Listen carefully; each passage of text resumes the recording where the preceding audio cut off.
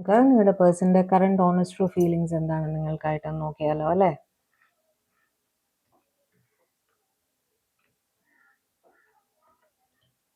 Knight of cups, 6 of pentacles, 9 of cups, Queen of wands, 10 of pentacles, death, 3 of cups, bottom of the deck wheel of Fortune. 9 of cups നിങ്ങൾ അവരുടെ ഒരു wish fulfilment ആണ് എന്ന് തന്നെ അവർക്ക് feel ചെയ്യുന്നു. 6 of pentacles വെച്ച് നിങ്ങളുമായിട്ട് ഒരു ഈക്വൽ ഗിവ് ആൻഡ് ടേക്കിൽ എത്തണം എന്ന് തന്നെയാണ് അവർ വിചാരിക്കുന്നത് കേട്ടോ. 3 ഓഫ് കപ്സ് വെച്ചിട്ട് നിങ്ങൾ അവരുടെ ഏറ്റവും അടുത്തൊരു സുഹൃത്തുക്കളിൽ ഒരാളാണ് എന്നും അവർ കരുതാറുണ്ട്.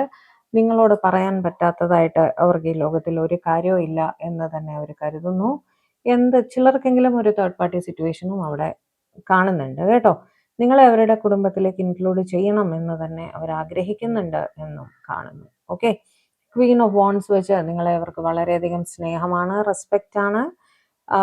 എന്താ പറയുക, നിങ്ങൾ അവരുടെ ലൈഫിൽ വളരെ വലിയൊരു സ്ഥാനം വഹിക്കുന്ന ഒരു വ്യക്തിയാണ് എന്നും പറയുന്നു.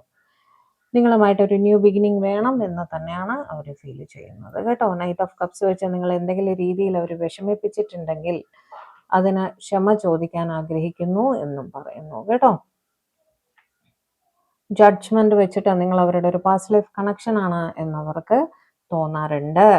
സ്റ്റാർ വെച്ചിട്ട് നിങ്ങൾ അവരുടെ ലൈഫിലെ ഒരു എന്താ പറയുക, ഏറ്റവും സ്ട്രോങ് ആയിട്ട് അവരുടെ കൂടെ നിൽക്കുന്ന ഒരു വ്യക്തിയാണ്. അവരുടെ എല്ലാ പ്രശ്നങ്ങൾക്കും ഒരു സൊല്യൂഷൻ നിങ്ങൾക്ക് പറഞ്ഞു കൊടുക്കാൻ കഴിയാറുണ്ട് എന്ന് അവർ കരുതുന്നു കേട്ടോ. 1-2 കാർഡ് കൂടെ എടുക്കാൻ സമയമുണ്ട്, കഴിഞ്ഞ് ബോട്ടം ഓഫ് ദി ഡെക്ക് പറയാം.